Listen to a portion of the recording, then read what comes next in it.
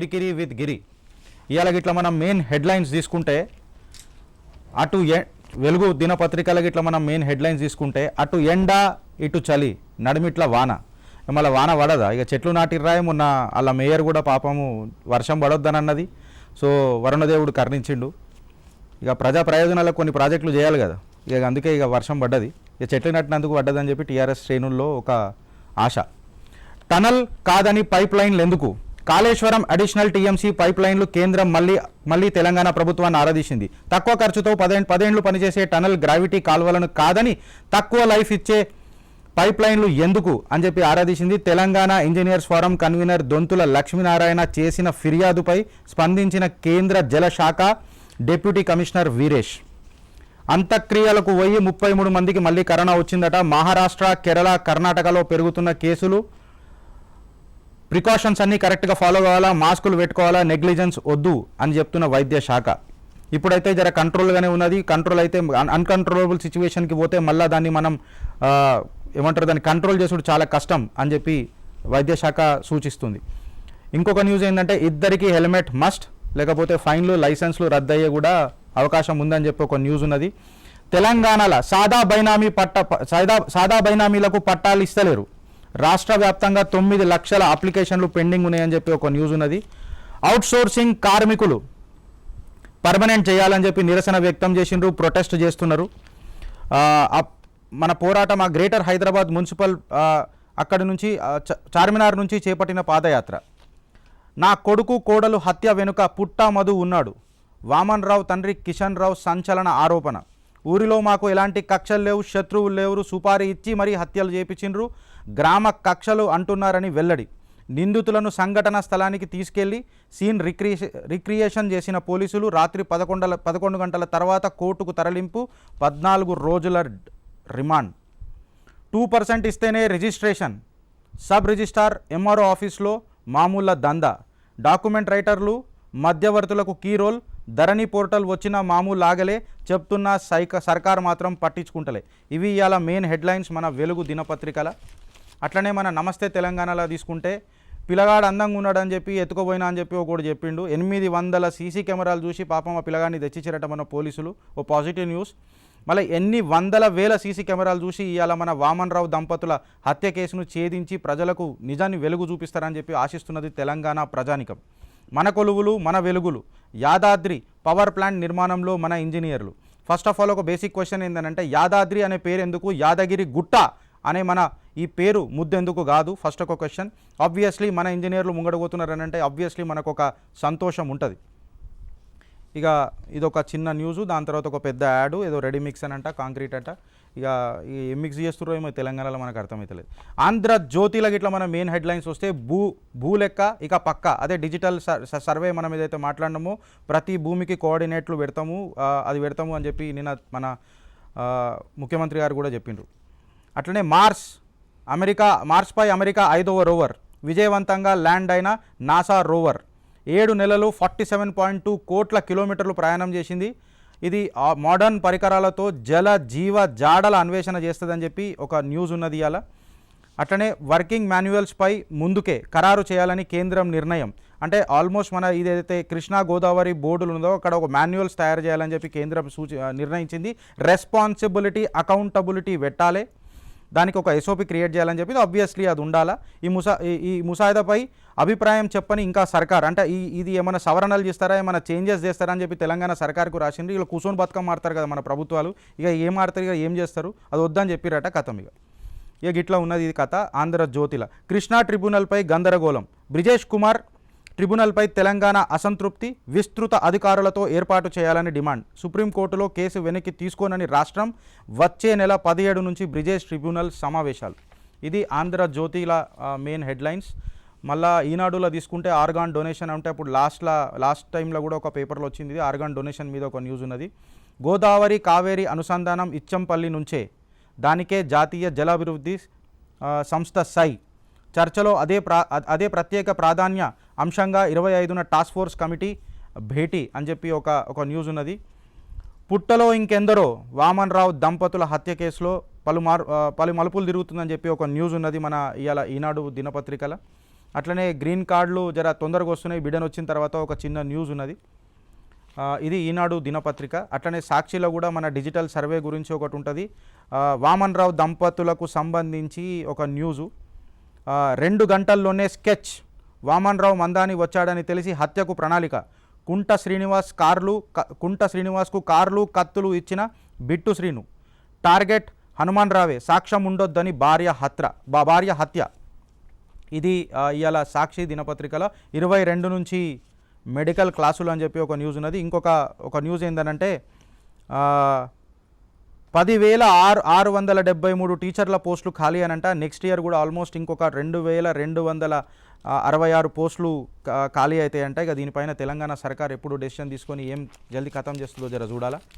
అట్లనే మనం డెక్కన్ క్రానికల్ ఇట్లా మనం ఇలా హెడ్లైన్స్ తీసుకుంటే PLA అడ్మిట్ చేసిందంట మన చైనా ఆర్మీ.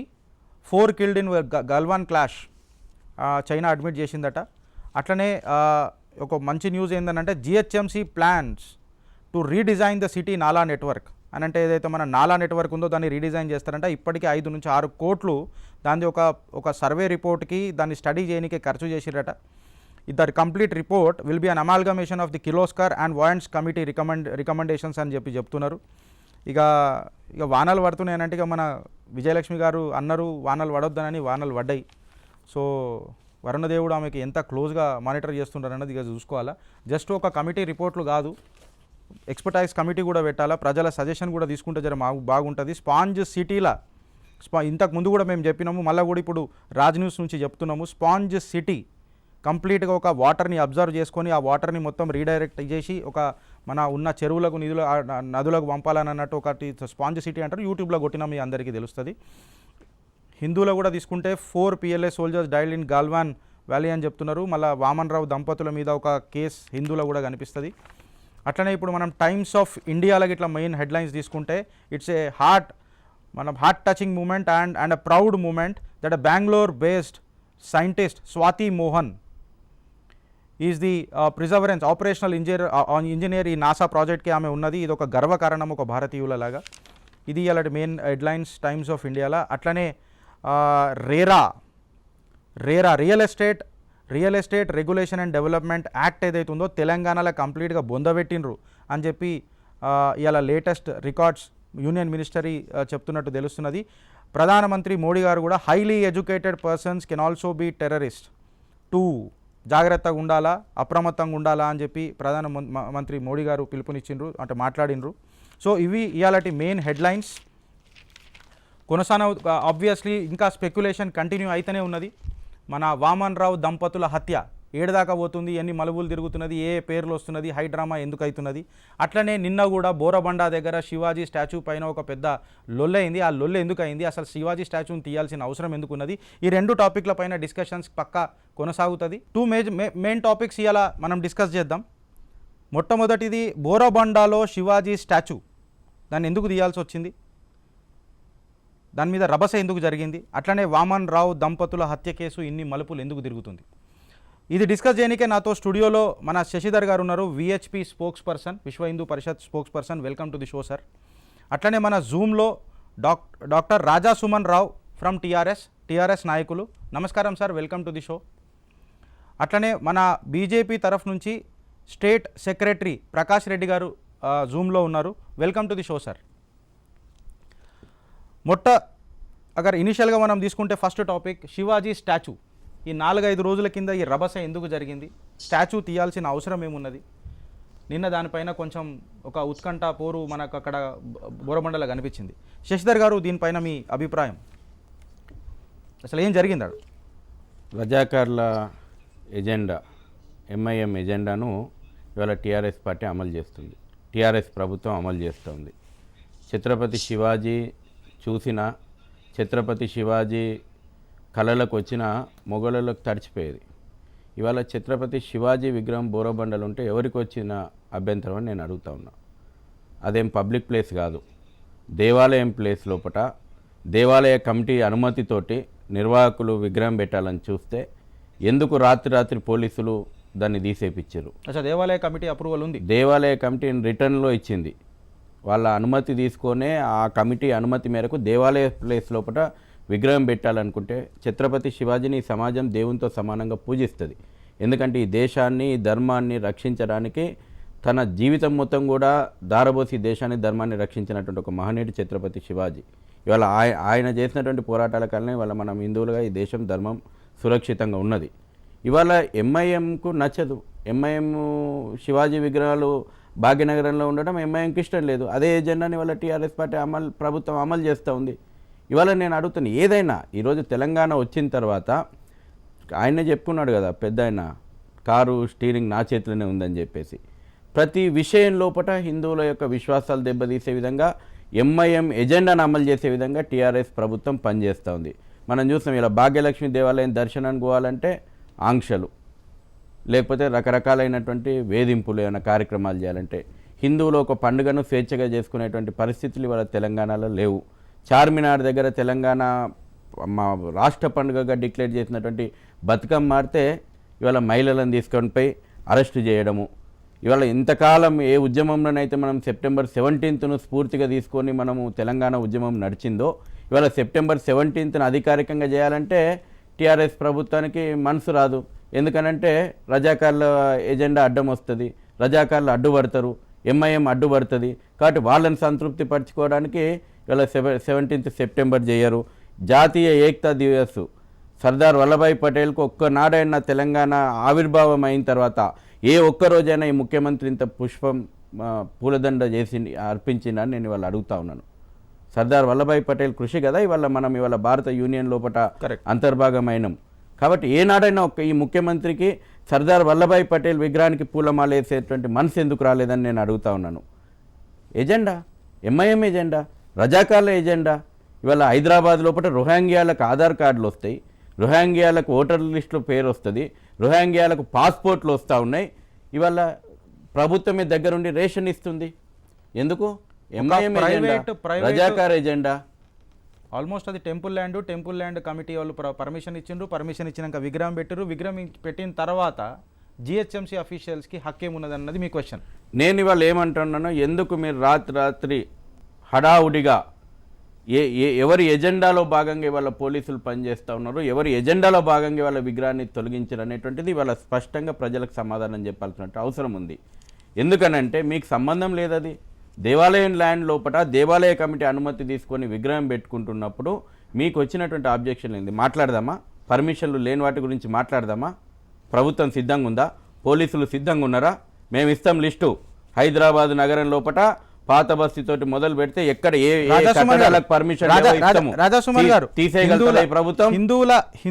హిందువుల దైవం ఛత్రపతి శివాజీ మహారాజ్ గారి విగ్రహం తీయాల్సిన అవసరం ఏమొచ్చింది సార్? ఎందుకంటే ప్రైవేట్ ఎక్కడైతే టెంపుల్ ల్యాండ్ ఉందో వాళ్ళు కమిటీ వాళ్ళు మనకు పర్మిషన్ ఇచ్చిండ్రు.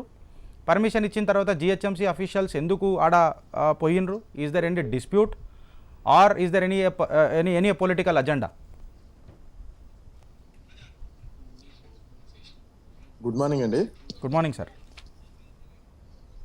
ఇప్పుడు ఏం లేదండి, ఈ రాష్ట్రంలో, ఈ తెలంగాణ రాష్ట్రంలో అతిపెద్ద హిందూ ఎవరంటే మన ముఖ్యమంత్రి కేసీఆర్ గారు. ఈ బీజేపీ పార్టీకి కానీ ఈ మిగతా సంస్థలకు కానీ ఈ హిందుత్వాన్ని వాడుకొని వారి యొక్క విష ప్రచారాన్ని ఈ టిఆర్ఎస్ ప్రభుత్వం మీద, ఈ కేసీఆర్ గారి మీద చేయడం అనేది వీరికి ఈ మధ్య చాలా అలవాటైన పని. ముఖ్యంగా హిందువుల మనోభావాలు రెచ్చగొట్టి ఇటు ముఖ్యమంత్రి కేసీఆర్ గారు ఏదో వ్యతిరేకం చేస్తున్నారని కొన్ని చిన్న చిన్న అంశాలను ముడిపెట్టి ఈ ప్రభుత్వాన్ని బదనాం చేయాలని చూస్తున్నారు. ఇంకొకటి, హైదరాబాద్ లో ఉన్న రోహింగ్యాలకు ఆధార్ కార్డులు ఎక్కడి అని ఇప్పుడు ఒక సోదరుడు చెప్పారు. నేనేం అడుగుతున్నా అంటే, అసలు రోహింగ్యాలను భారత్లోకి ప్రవేశించడానికి అక్కడ బార్డర్ లో గవర్నమెంట్ ఎవరండి? సెంట్రల్ గవర్నమెంట్ ఎవరు ఉందండి? బీజేపీ ప్రభుత్వం.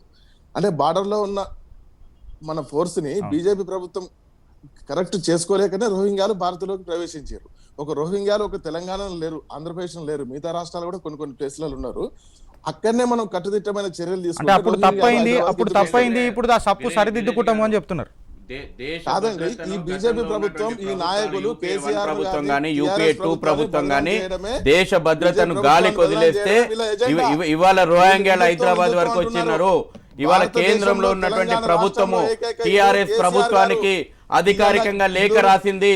రోహింగ్యాలను భద్రత. ఐడెంటిఫై చేసి అరెస్ట్ చేసి వెనక్కి పంపమంటే శశిధర్ గారు. మీ హోం మంత్రి ఎక్కడున్నాడో భద్రత. రోహింగ్యాలను శశిధర్ గారు. తెలుసుకుంటాడు. అదే భద్రత. హోం మంత్రి రేషన్ మంచి వస్తాడు. సుమన్ గారు భద్రత అనే విషయం కాడికి వస్తే ప్రకాష్ రెడ్డి గారు భద్రత అనే విషయం కాడికి వస్తే ఇవాళ న్యాయవాదులకే భద్రత లేదు, న్యాయవాదులకే భద్రత లేదు. ఇక ఛత్రపతి శివాజీకి భద్రత దొరుకుతుందా? భారతీయ జనతా పార్టీ దీనిపైన ఎట్లా స్పందిస్తారు? ఒక నిమిషం గిరీష్ గారు, శశిధర్ గారు. ఇక్కడ ఒక చిన్న క్లారిటీ కావాలి. తెలంగాణ ప్రభుత్వ హోం మంత్రి రేషన్ వంచి వచ్చిందా లేదా బాలాపుల్ల రోహింగ్యాలకు రేషన్ వంచి వచ్చినటువంటి హోం మంత్రి కేంద్ర ప్రభుత్వం అరెస్ట్ చేసి పంపమని రోహింగ్యాలను వెనక్కి పంపమంటే ఏం చేస్తున్నది ప్రభుత్వం అని నేను భద్రత అడుగుతున్నా. భద్రత అనే విషయం పైన ఒక వేరే స్పెక్యులేషన్స్ ఉన్నాయి. సుమన్ గారు ఒక నిమిషం, సుమన్ గారు ఒక నిమిషం. ప్రకాష్ రెడ్డి గారు భద్రత అనే విషయం పైన భారతీయ జనతా పార్టీ ఇప్పుడు ఎట్లా స్పందిస్తుంది? అదే ఇప్పుడు ఇద్దరు మాట్లాడినారు. ఒక విషయం స్పష్టంగా చెప్పాల్సిన సార్, టిఆర్ఎస్ నాయకులు మాట్లాడినారు కేసీఆర్ ఒక మంచి హిందూ అని, నికార్స్ అయిన హిందూ అని. వారు కూడా అంటున్నారు హిందూ చాలా మంచి హిందూ. కేసీఆర్ గారిని మించిన హిందూ ఈ రాష్ట్రంలో లేడు. మేము కాదంటలేము, ఎందుకు అట్లా పదే పదే మేము హిందూ హిందూ అని చెప్పి ఎందుకు మేమేం కాదంటలేం కదా. ప్రకాష్ రెడ్డి గారు మీరు చెప్పండి. ప్రకాష్ రెడ్డి గారు ఇప్పటి వరకు మీ నాయకులు ఎన్ని దేవాలయాలు నిర్మించారు? ఔరంగజేబ్ ఆస్థానంలో మాన్సింగ్ అని ఒక రాజపూత్ రాజు ఉంటాడు సార్. రోజు పొద్దున 3 గంటలు పూజ చేసేది, వారానికి ఒకసారి యజ్ఞం చేసేది, యాగం చేసేది. పోయి ఔరంగజేబ్ ఆశ్రమంలో కూర్చొని అదే సందర్భంలో శివాజీ మహారాజ్ ఎప్పుడు కూడా రోజు యజ్ఞాలు యాగాలు పూజలు చేయలేదు సార్. తుల్జాపూర్కి వచ్చిండు, భవానీ మాతను మొక్కిండు, కత్తి తీసిండు, హిందూ సామ్రాజ్యాన్ని స్థాపించిండు. మేము శివాజీ వారసులము, కేసీఆర్ మాన్సింగ్ వారసుడు. రోజు పూజలు చేయడం కాదు, ఔరంగజేబుతో కలిసి హిందువులను ఊతకోతపోయడం కాదు. మేము శివాజీ లాగా సమాజాన్ని రక్షించిన, మాన్సింగ్ ఔరంగజేబు లాగా ఈ సమాజాన్ని ధ్వంసం చేసాడు. మన ఔరంగజేబు శిష్యుడు ఆయన. కేసీఆర్ మేము కాదు. తెలంగాణ ప్రజలను వినండి సార్, వినండి సార్, వినండి సార్, వినండి సార్. చరిత్ర కేసీఆర్ గారు మరో తెలంగాణ శివాజీ బీజేపీ నాయకులు చరిత్ర చెప్పండి. చరిత్ర మంచిదే సార్. ఒక 2 సెకండ్స్ అవునండి, ప్రకాష్ రెడ్డి గారికి ఇద్దాం. మంచిదే, కానీ నడుస్తున్న చరిత్రను వక్రీకరించద్దు.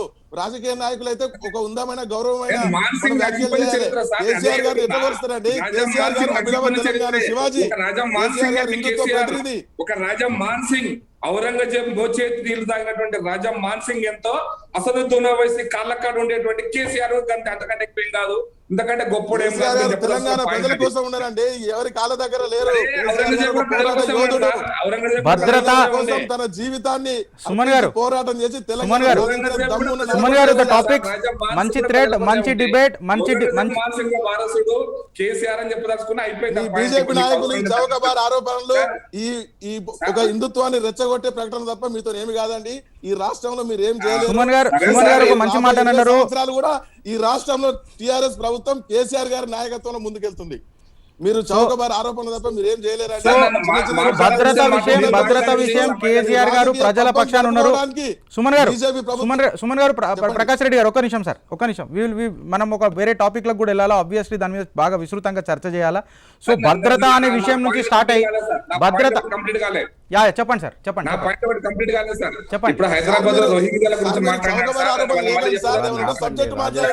సుమన్ గారు మీకు నేను టైం ఇచ్చినా మీరు మాట్లాడినరు సార్. మీకు నేను టైం ఇచ్చినా మీరు మాట్లాడిన ఒక 1 minute we need to give to Prakash Reddy also. చెప్పండి సార్ ప్రకాష్ రెడ్డి గారు. మనం ఇందాం సుమన్ గారు, మనం ఫస్ట్ ఇందాం సార్. ఇన్న తర్వాత ఆబ్వియస్లీ నేను మీకు ఛాన్స్ ఇస్తా. You have a right to మీరు మీ నిరసన చెప్పొచ్చు. హైదరాబాద్ కి గోల్కొండకి, శివాజీకి గోల్కొండకి సత్సంబంధాలు ఉన్నాయి సార్.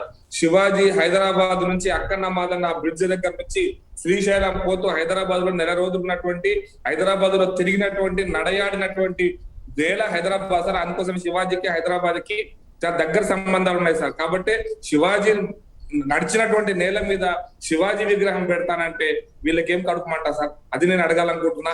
ఏ పర్మిషన్లు అవసరమా లేదా ఇవన్నీ సంగతి తర్వాత. మీరు హైదరాబాద్ లో దేనికి సంబంధం లేనటువంటి అనేక కట్టడాలకు రోజు 5 floor 4 floor బిల్డింగ్ పర్మిషన్ ఇస్తున్నప్పుడు ఎన్ని కడుతున్నారో మీకు తెలుసు, నాకు తెలుసు. ఈ చర్చ ఎందుకు సార్? ఇది మీరు హైదరాబాద్ లో ఎంఐఎం ఎజెండా, ఔరంగజేబ్ ఎజెండాను మాన్సింగ్ ఇంప్లిమెంట్ చేస్తున్నట్టు నేను చెప్పదలుచుకున్నాను సార్. నెంబర్ 2 చాలా ఇంపార్టెంట్ పాయింట్ మీరు చేశారు రోహింగ్యాల గురించి. హైదరాబాద్ నగరంలో 2017లో ఈ హోంమంత్రి, హైదరాబాద్ నగర హోంమంత్రి బాలాపూర్ లో అధికారికంగా షెడ్లు వేసి చెరువు భూమిని ఆక్రమించుకొని దాని మీద పిల్లు వేస్తే దానికి నోటీస్ ఇచ్చింది కేంద్ర ప్రభుత్వానికి కూడా, రాష్ట్ర ప్రభుత్వానికి కూడా నోటీస్ ఇచ్చిండ్రు. హైదరాబాద్ నగరంలో షెడ్డులు వేసి వాళ్ళకు భోజనాలు పెట్టినటువంటి చరిత్ర సార్. ఎట్లొచ్చిరని అడుగుతారా? ఎట్లొచ్చిరని అడిగితే చెప్తాను సార్, మీ బెంగాల్లో మీ అక్క ఉంది, దీది ఒక ఆమె రాణిస్తుంది. అంతకుముందు కాంగ్రెస్ ప్రభుత్వంలో నడుచుకుంటూ వచ్చారు సార్, బంగ్లాదేశ్ నుంచి, బర్మా నుంచి బంగ్లాదేశ్ నుంచి హైదరాబాద్ కు, అంటే బెంగాల్కి వస్తే బెంగాల్లో వాళ్ళకి టికెట్ తెప్పించి మీ దీది హైదరాబాద్ పంపించింది సార్. గతంలో కూడా, గత కాంగ్రెస్ పాలనలో కూడా ఎట్లొచ్చిరుంటే అట్లొచ్చిరు సార్. ఎట్లా రాలే? బీజేపీ 70 నుంచి అధికారంలో లేదు సార్. రోహింగ్యాలో గత 10 సంవత్సరాల నుంచి వస్తున్నారు, 15 సంవత్సరాల నుంచి వస్తున్నారు. బీజేపీ ప్రభుత్వం వచ్చిన మా రోహింగ్యాలు కాదు సార్. నేను 2012లో ఇదే ఉన్న భారతదేశ వాసీయులకు భద్రత కల్పిస్తా, నేను పోయిన గెలిచిన ఒక నిమిషం, ఈ 2012లో కాంగ్రెస్ ప్రభుత్వం అక్కడ ఇక్కడ ఉన్నప్పుడు అదే బాలాపూర్ చౌరస్తాకు నేను పోయి ఆ రోహింగ్యాలతో ఇంటర్వ్యూ చేయించాను సార్. ఇది రోహింగ్యాల చరిత్ర. హైదరాబాద్ కు రానిచ్చింది మీ అలయన్స్ ఉన్నటువంటి కాంగ్రెస్ పార్టీ, మీతో కలిసి ఉన్నటువంటి కాంగ్రెస్ పార్టీ. ఢిల్లీ నుంచి రానిచ్చింది, గల్లీ నుంచి రానిచ్చింది సార్. బీజేపీ కాలంలో బిఎస్ఎఫ్ ఎక్కడ కూడా ఈజీగా లేదు సార్, రానివ్వట్లేదు. అప్పుడు రానిచ్చిన వాళ్ళే ఇప్పుడు ఇక్కడ ఉన్నారు సార్. వాళ్ళకి మంచిగా మీరు బిర్యానీలు, భోజనాలు, జీడిపప్పులు, లేకపోతే ఇంకా మన కాజు పకోడీలు పెట్టినటువంటి మీ చరిత్ర, కేసీఆర్ చరిత్ర, కాంగ్రెస్ చరిత్ర ఇది సార్. కాబట్టి రోహింగ్యాల గురించి టీఆర్ఎస్ తక్కువ మాట్లాడటం మంచిది. మీకు అధికారమే లేదు. మీరు వాళ్ళను ఒక మంచి అతిథులుగా మీరు హైదరాబాద్ లో ఆశ్రయం ఇస్తుండే మన హోమ్ మినిస్టర్, అదే విధంగా మీ యొక్క మంచి మిత్రుడు అసదుద్దీన్ ఓవైసీ వాళ్ళ కార్పొరేటర్. బోరబండలో కూడా సార్ మీ కార్పొరేటర్ ఆదేశాల మేరకి అక్కడ గొడవ జరుగుతుంది తప్పిస్తే ఇంకోటి ఏమి కాదు. మీరు గొడవ కనుక పెట్టుకుంటే మళ్ళీ కూడా ఛత్రపతి శివాజీ విజయం సాధించినట్టే హైదరాబాద్ లో కూడా రాబోయే రోజుల్లో తెలంగాణ గడ్డ మీద, గోల్కొండ కోట మీద శివాజీ ఎగిరేసిన ఏ జెండా, ఏ సామ్రాజ్యం కోసం శివాజీ పనిచేసిందో అది నెరవేరుతుంది. అది నెరవేరబోతున్నాం మధ్యప్రదేశ్. గోల్కొండ కిల్లా మీద ఎగురుతుంది మన శివాజీ అజెండా అని చెప్పి ప్రకాష్ రెడ్డి గారు మాట్లాడుతున్నారు. మన సుమన్ రావు గారు, మీకు ఒక ప్రశ్న సార్. కేసీఆర్ గారి వర్డ్స్ తీసుకుంటే చాలా మోటివేషనల్గా ఉంటాయి. పొద్దున మోటివేషనల్గా మాట్లాడుకోవాలా, టైంతో పాటు ముందుకు పోవాలా, టైంతో పాటు మనం ముందుకు పోవాలా, టైంని ఎట్లా మేనేజ్ చేయాలనో తెలుసుకుంటేనే ముంగడికి పోతాము, ప్రాబ్లమ్ని చూసి ఉరగొద్దు, we should run in to the problems అని చెప్పి మోటివేట్ చేసిన తెలంగాణ ప్రజలను మన కేసీఆర్ గారు ఇవాళ వాళ్ళ స్వపక్షం టీఆర్ఎస్ పార్టీ, అట్లనే మిత్రపక్షం బ్యారిస్టర్లని బేస్ చేసుకొని పెట్టిన ఎంఐఎం పార్టీ ఇవాళ న్యాయవాదుల హత్య పైన ఎందుకు స్పందిస్తలేదు, స్వపక్షం ఎందుకు స్పందిస్తలేదు, శివాజీ విగ్రహాన్ని తీసుకుంటా ఒక సెక్ట్, ఒక religion are to that matter ఒక వర్గానికి ఎందుకు ఇట్లా ఇట్లా ఇట్లా ఇట్లా కాంట్రవర్సీస్ క్రియేట్ అవుతున్నాయి? సుమన్ గారు. అదండి, బీజేపీ నాయకులు ఆరోపణలు చేస్తే సరే వాళ్ళు ఒక ప్రతిపక్షం కాబట్టి ఆరోపణలు, మీరు కూడా అదే పాయింట్ చేస్తున్నారు ఏంటండి? నేను కేసీఆర్ గారు అన్న మాటలు చెప్పిన సార్, దానికి ప్రకాష్ రెడ్డి గారు ఆన్సర్ ఇస్తారు. నేను ఏం మోడరేటర్ గా మాట్లాడినది ప్రకాష్ రెడ్డి గారు ఆన్సర్ ఇస్తారు. నేను కేసీఆర్ గారు అన్న మాటలే మాట్లాడినా, కేసీఆర్ గారు అన్న మాటలే మాట్లాడినా సార్. సార్, టిఆర్ఎస్ ప్రభుత్వం ఎవరికి వ్యతిరేకం కాదు. టిఆర్ఎస్ ప్రభుత్వం ఒక నిజమైన ప్రజల ప్రభుత్వం. కేసీఆర్ గారు ఒక నిజమైన హిందువు. ఛత్రపతి శివాజీ గారు అంటే తెలంగాణలో ఉన్న ప్రతి పౌరుడికి కేసీఆర్ గారు కూడా అత్యంత గౌరవం.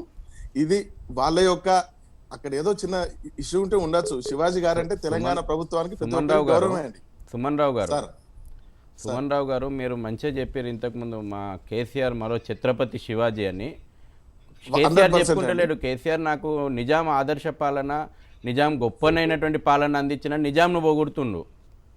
మరి మీకు కేసీఆర్ ప్రజలకు ఎవరు మంచి చేస్తే వాళ్ళ పేరు చెప్తారండి. మీ నాయకుని మాటలకు విరుద్ధంగా మీరు ఇక్కడ మాట్లాడుతున్నట్టున్నారు.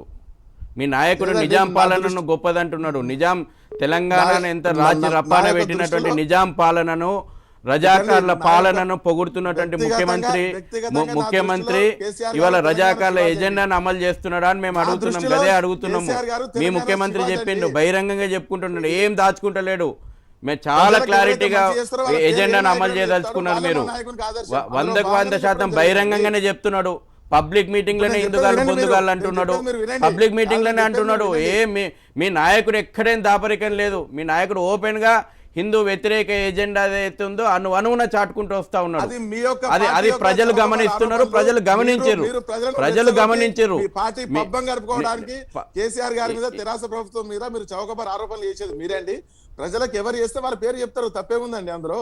ఇప్పుడు నిజాం గొప్పదైనటువంటి పాలన, నిజాం గొప్పదే. తెలంగాణను రాచి రంపాన పెట్టి తెలంగాణ ప్రజల ప్రాణాలను దోచుకున్నటువంటి నిజాం పాలన మీకు గొప్పది, ఆదర్శవంతమైనటువంటి పాలన కనబడుతుందా? ఇదా తెలంగాణ పోరాటానికి, తెలంగాణ అమరవీరులకు, తెలంగాణ వీరోచిత పోరాటాలకు ఇదా మీరు ఇచ్చేటువంటి సర్టిఫికేట్?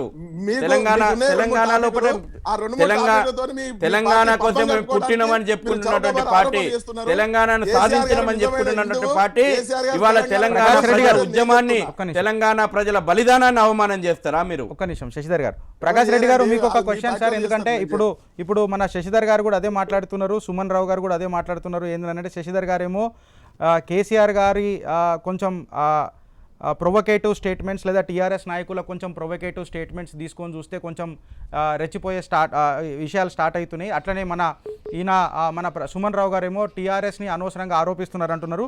బట్ కొంచెం ఫ్యాక్ట్స్ అండ్ ఫిగర్స్ తీసుకుంటే జీవన్ రెడ్డి గారు నిజామాబాద్ ఎంపీని అరవింద్ ధర్మపురి గారిని బడ్జింగ్ చేస్తాం, ఇక మేము గల్లీలలో తిరుగుతాయని చెప్పిండ్రు. బల్కా సుమన్ గారు మన ఎమ్మెల్యే తోలు తీస్తా అని చెప్పిండ్రు. కేటీఆర్ గారు కేసీఆర్ గారుగా ఊరుకునేది లేదని అన్నారు. దయాకర్ రావు గారేమో ఉరికిపిచ్చి కొడతారని అన్నారు. నీళ్లు మీదికి కిందికి వాగుతాయి సార్. ఈ స్టేట్మెంట్ వల్ల తెలంగాణలో ఏమైనా అవుతున్నా? ప్రకాష్ రెడ్డి గారు మీరు సుమన్ గారికి ఆన్సర్ ఇవ్వాలి. అరవింద్ సభ్య సమాజం హర్షిస్తుందా అండి?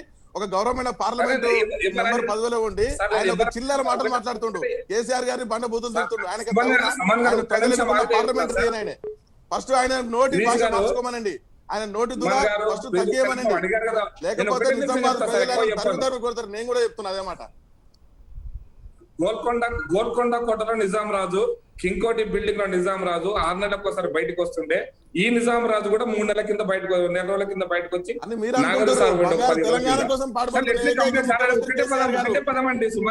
తెలంగాణ ప్రజల కళ్ళల్లో చిరునవ్వులు చూసే ప్రయత్నంలో ఉన్న నాయకుడు కేసీఆర్ గారు. మీలాగే చౌకబారు ఆరోపణలు, హిందుత్వాన్ని అడ్డం పెట్టుకుని రెచ్చగొట్టి మీ యొక్క పార్టీ పబ్బం గడుపుకోవడానికి ఉన్న పార్టీ మాది కాదు. మాది ప్రజల ప్రభుత్వం, ప్రజల చేత ఎన్నుకోబడ్డ ప్రభుత్వం, ముగ్గురు ఎంపీలు ఉన్న ప్రభుత్వం కాదు మాది. అదొక్కటి మీరు గుర్తుపెట్టుకోండి. ఆయన మీ ఎంపీ ఏం మాట్లాడుతుందండి? ముఖ్యమంత్రిని పట్టుకుని ఏకవచనం సంబోధిస్తుండు. ఆయన పద్ధతి మార్చుకోమనండి. నిజామాబాద్ ఎంపీ ధర్మపురి అరవింద్ నేను చెప్తున్నా, ఆయన నోటి భాష మార్చుకోమనండి. ఆయన ఏం మాట్లాడుతుందండి?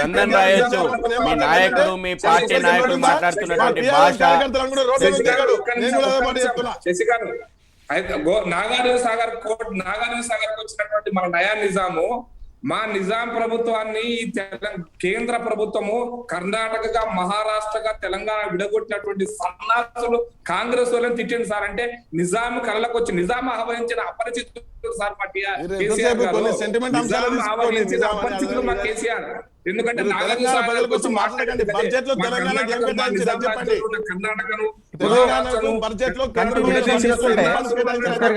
కంటిన్యూషన్ తీసుకుంటే ప్రకాష్ రెడ్డి గారు కంటిన్యూషన్ తీసుకుంటే ఇది ఓన్లీ మాటల వరకే కాదు. దుబ్బాక ఎలక్షన్స్లో కూడా మనం తీసుకొని సిద్దిపేటలో భారతీయ జనతా పార్టీ అధ్యక్షులు బండి సంజయ్ గారిని ఏ రకంగా లోపల తీసుకుపోయి ఆయనని కొంచెం మ్యాన్ హ్యాండ్లింగ్ చేసిరు అని చెప్పి కొన్ని అవి ఉన్నాయి. ఏం చేయలేదండి, మ్యాన్ హ్యాండ్లింగ్ ఏం చేయలేదు. అట్లనే మన భైన్సా అంటే ఇప్పుడు ఫర్ ఎగ్జాంపుల్ కేటీఆర్ గారు కేసీఆర్ గారు అంటూ ఉంటారు, మిగతా ఉన్న పాత రాజకీయ పార్టీలు ఏవైతే ఉన్నాయో అసలు కర్ఫ్యూలైనాయా, కొట్లాటలైనాయా, లొల్లిలైనాయా, ఎంత సుపరిపాలన అందిస్తున్నామని చెప్తారు. అవన్నీ తీసుకొని ఇలా మనం దీన్ని కంగ్లోమరేట్ చేసి చూస్తే ఆనాడు భైన్సా సంఘటనని తెర మీదికి తీసుకొచ్చిన జర్నలిస్ట్ సిద్ధు పైన అక్రమ కేసులు, గుర్రంపోడు తాండా పైన ఏదైతే కంప్లీట్గా సినారియోని ప్రజలకు వాస్తవాలు తెలియజేసిన రాజ్ న్యూస్ ఎవరైతే రిపోర్టర్ ఉన్నారో ఆయన పైన నాన్ బెయిలబుల్ కేసులు, ఇవాళ న్యాయవాదుల పైన ఒక ఘటన. ఇది Nagarjuna Sagar elections plus educated ఎవరైతే ఓట్ వేస్తున్నారో ఇప్పుడు ఎమ్మెల్సీ ఎలక్షన్స్లో దీనిపైన ప్రభావం ఉంటుందంటారా? హిందువుల గురించి మాట్లాడితే కేసులు, లేకపోతే ప్రజల పక్షాన నిలబడితే కేసులు, లేకపోతే వాళ్ళ అవినీతిని ప్రశ్నిస్తే చట్టాన్ని ఎవరి చేతిలో తీసుకుంటే వాళ్ళ మీద కేసులు అవుతాయండి. మీరు సెంటిమెంట్ రెచ్చగొట్టద్దండి. నీ ప్రభుత్వం చేస్తుంది చెప్తున్నా, నీ ప్రభుత్వంలో చేస్తున్నా ప్రభుత్వమే చెప్తున్నా. చట్టాన్ని ఎవరైనా రన్నింగ్ కామెంట్ ఆపు. నేను స్టార్ట్ చేయనా రన్నింగ్ కామెంట్? నేను స్టార్ట్ చేయమంటావా? కనీసం చూసేటువంటి వ్యూవర్స్ కు కొంచెం డిగ్నిటీగా మెయింటైన్ చేయండి. నువ్వు ఆపితే నేను మాట్లాడతా. నీ ప్రభుత్వ హయాం లోపల జరుగుతున్నది ఏంటంటే ప్రశ్నించేటువంటి గొంతులపైన చట్టం పేరు మీదన కేసులు పెట్టి అక్రమ కేసులు పెట్టేసేసి బైన్సాల ఇవాళ మత కలహాల గురించి గొప్పగా మాట్లాడుతున్నారు కదా. బైన్సాల ఎవరి పీరియడ్లో అయింది మత కలహాలు? బైన్సాల హిందువుల యొక్క ఇండ్లు తలగబడిపోతే కనీసం పోయి పరామర్శించేటువంటి దిక్కు లేదు నీ ప్రభుత్వం లోపట. నీ ప్రభుత్వానికి ఆ సోయి లేదు. హిందువుల యొక్క ప్రాణాలు కావు, హిందువుల యొక్క ఆస్తులు కావు, వాళ్ళు ప్రజలు కాదు, వాళ్ళు తెలంగాణలో లేరు. నీ ప్రభుత్వానికి ఆ బాధ్యత లేదు. ఇది నీ ప్రభుత్వం చేసినటువంటి నిర్వాహకం. పోయి తిరిగి ఒక జర్నలిస్టు వాస్తవాలు బయటికి తీసుకొచ్చి చెప్తే కనీసం అప్పటికైనా తప్పులు దిద్దుకోవాల్సినటువంటి ప్రభుత్వం, అప్పుడైనా బాధితులకు అండగా ఉండాల్సినటువంటి ప్రభుత్వం జర్నలిస్టును తీసుకుపోయి అక్రమ కేసులు పెట్టేసేసి రాజ్యహింసను ప్రేరేపిస్తుంది. తర్వాత ఇవాళ వామన్ రావును ఎందుకు హత్య చేసిరనంటే నీ పార్టీ నాయకుడే ఉన్నాడు కదా, నీ పార్టీ నాయకుని యొక్క వ్యవహారమే బయటకు వచ్చింది కదా.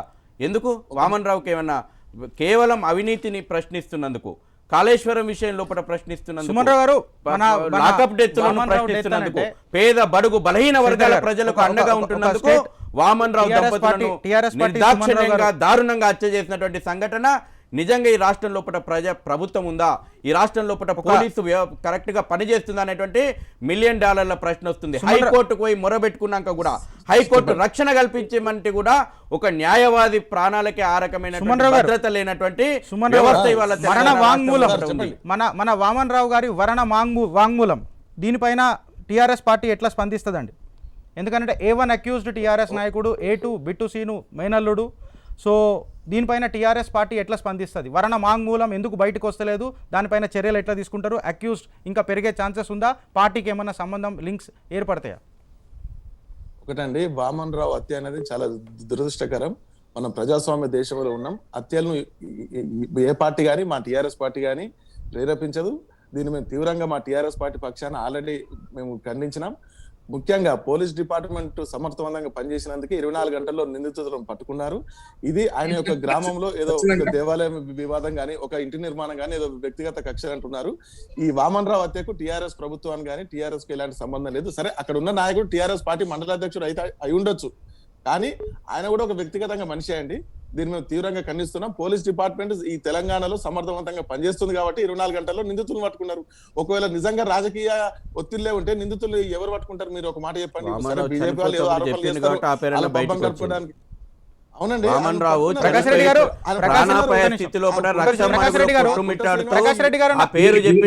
తెలంగాణ అడుగుతుంది. ప్రకాష్ రెడ్డి గారు తెలంగాణ ఏమడుగుతుందంటే, తెలంగాణ అడుగుతున్న ప్రశ్న ఏందనంటే, ఇవాళ ఆయన మేనల్లుడు A2లోనో A1లోనో etcetera whatever it maybe ఆయన ఉన్నాడు. జెడ్పీ చైర్మన్ పదవికి ఆయన రిజైన్ చేసి దర్యాప్తుకు మద్దతు తెలిపితే ఈ ఇన్వెస్టిగేషన్ ఇండిపెండెంట్గా జరుగుతుంది, కొంచెం నమ్మకం వస్తుందని మీరు భావిస్తారా? అసలు అదొక్కటే కాదండి, మేము మొదటి రోజే డిమాండ్ చేసి మా సంజయ్ గారు తెలంగాణ రాష్ట్రంలో ఈ సంఘటన వారి సంఘటనను, వామన్ రావు గారి సంఘటన విషయంలో హైకోర్టు సిట్టింగ్ జడ్జి చేత విచారణ జరిపించాలని, ఎవరినో 3 అరెస్ట్ చేసి ఇక అయిపోయింది దులుపుకున్నాం కాదు. దీని వెనకాల మొత్తం పోలీస్ కమిషనర్ ఉన్నాడు, పోలీస్ కమిషనర్ పుట్టమదుకు మద్దతు ఇస్తున్నటువంటి టీఆర్ఎస్ రాష్ట్ర పార్టీ ఉంది. ఏం మజాకులు చేస్తున్నారా? 3 అరెస్ట్ చేసి ఇక అయిపోయింది, మా పోలీసులు అమర్థవంతంగా పనిచేస్తున్నట్టున్నారా? మీ కమిషనర్ లంచాల కోసం అక్కడ కమిషనర్ రిపోర్ట్ ఇవ్వకుండా, హైకోర్టు ఆదేశించిన రక్షణ ఇవ్వకుండా, ఇసుక విషయంలో కావచ్చు, సింగరేణి భూముల విషయంలో కావచ్చు, వీళ్ళు ఇంతకుముందు వారు మా టీఆర్ఎస్ నాయకులు చెప్తున్నారు, మేము చట్టబద్ధంగా చట్టాన్ని చేతిలో తీసుకుంటాను. వామన్ రావు చట్టాన్ని చేతిలో తీసుకోలేదు సార్, చట్టాన్ని చేతిలో తీసుకున్నది పోలీసు వాళ్ళు. అక్కడ చంపుతుంటే కూడా, రక్షణ ఇవ్వమంటే కూడా ఇవ్వకుండా 3 అరెస్ట్ చేసి అవకాశం వస్తే ఎన్కౌంటర్ కూడా చేస్తారు. అయిపోయింది కేసు, చాలా అద్భుతంగా చేసినాం, మా పోలీసు వాళ్ళు చూసారా అంటారు. అది చచ్చిపోయిన బతికించలేరు, సావకుండా కాపాడాలి కానీ మా పోలీసు అమ్మటదంట. సావకుండా కాపాడితే పోలీసు అమ్మటదా? సావకుండా చచ్చిన వాళ్ళ మీద పోలీసులు, అది కూడా 2-3 అమాయకుల మీద కేసు పెట్టడం కాదు. దీని వెనకాల రాష్ట్ర టీఆర్ఎస్ పార్టీ ఉంది. నేను కరెక్ట్ గా చెప్పాలంటే రాష్ట్ర టీఆర్ఎస్ పార్టీని ఉపయోగించిన పదం, అది ఎవరైనా కావచ్చు రాష్ట్ర నాయకులు. కాబట్టి ఏదో ఆశామాసం కేసు తీసుకోవద్దు. ఒక న్యాయవాది హత్య జరిగింది, తెలంగాణ రాష్ట్రంలో న్యాయ హత్య జరిగింది, రాజ్యాంగ హత్య జరిగింది,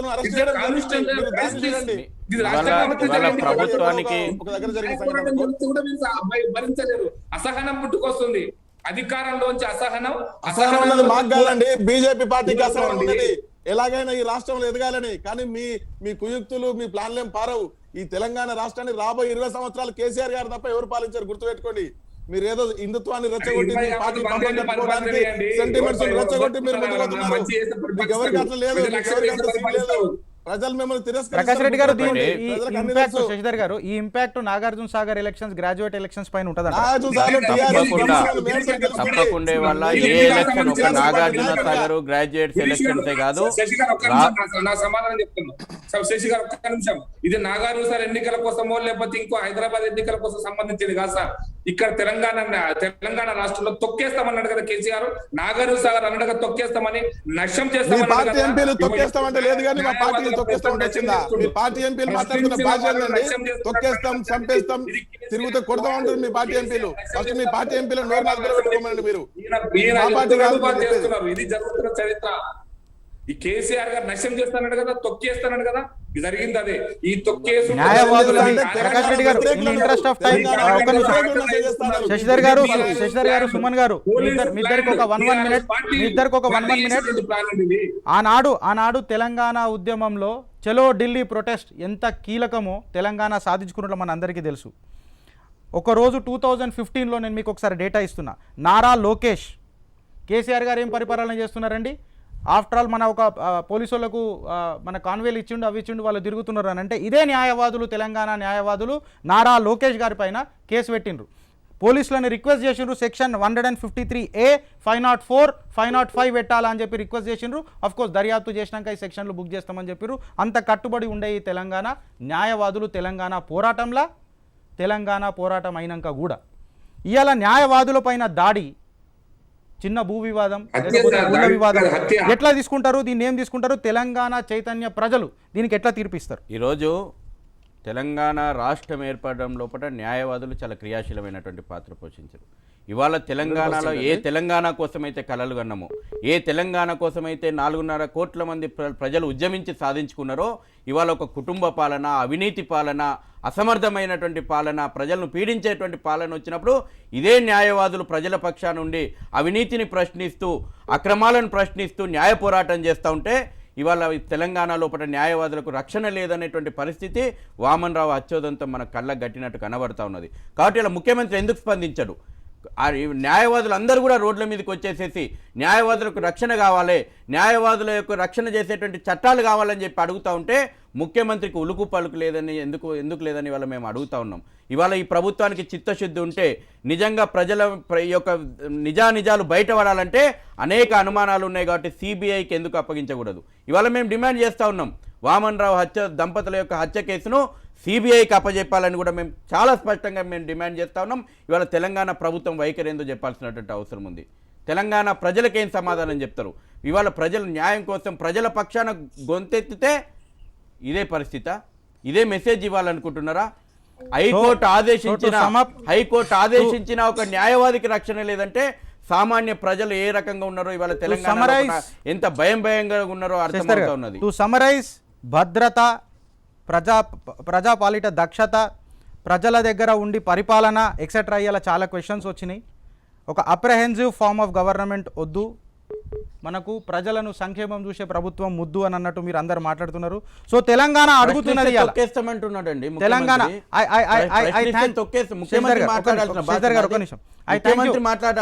I thank you all the gentlemen for this show who has given their views once again. Telangana ఇవాళ అడుగుతున్నది ప్రజా స్వేచ్ఛ, రాజకీయ స్వేచ్ఛ కనుమరుగైందా? టిఆర్ఎస్ స్వేచ్ఛ లేకపోతే గులాబీ స్వేచ్ఛ కంటి వెలుగైందా? కోయితో రోకే కోయితో ఠోకే డర్ లగ్తా హై జీ ఓట్ కర్నే సే జీ అని తెలంగాణ అడుగుతున్నది. చూస్తూనే ఉండండి రాజ్ న్యూస్, తెలంగాణ కిరికిరి విత్ గిరి. జై హింద్, జై భారత్.